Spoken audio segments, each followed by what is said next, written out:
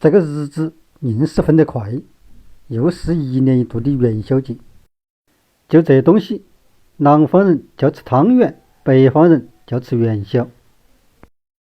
我们春节期间每一天早上就是吃汤圆，从初一可以吃到元宵节15，这也是我们当地的一种传统习俗，寓意着家庭团聚、幸福美满、团团圆圆。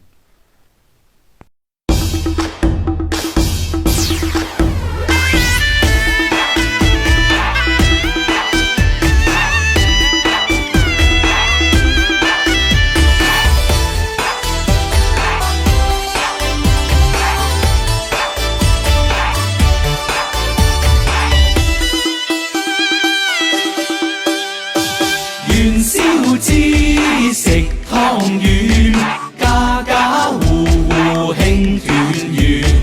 屋前屋後燈籠掛，風調雨順又一年。元宵節食湯圓，歌聲陣陣慶團圓。春潮湧動絲龍舞，國泰民安又一年，國泰民安又一年。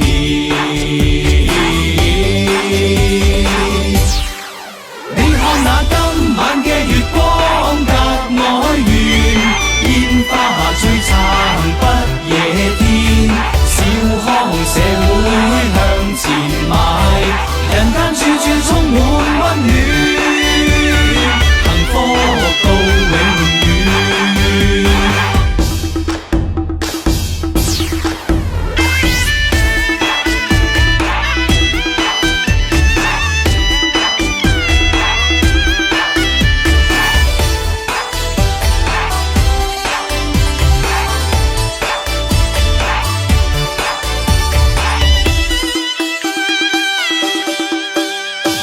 元宵節食湯圓，歌聲陣陣慶團圓。春潮湧動絲龍舞，國泰民安又一年，國泰民安又一年。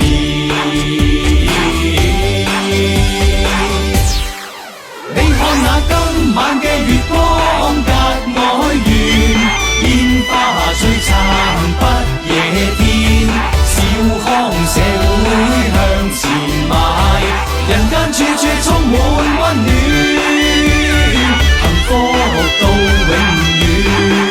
你看那今晚嘅月光格外圓，煙花璀璨不夜天，小康社會向前邁，人間處處充滿溫暖。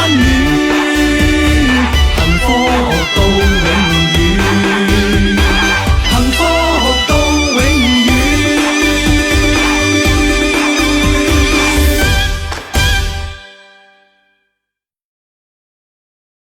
谢谢观看，欢迎赐评、关注、点赞、转发，谢谢。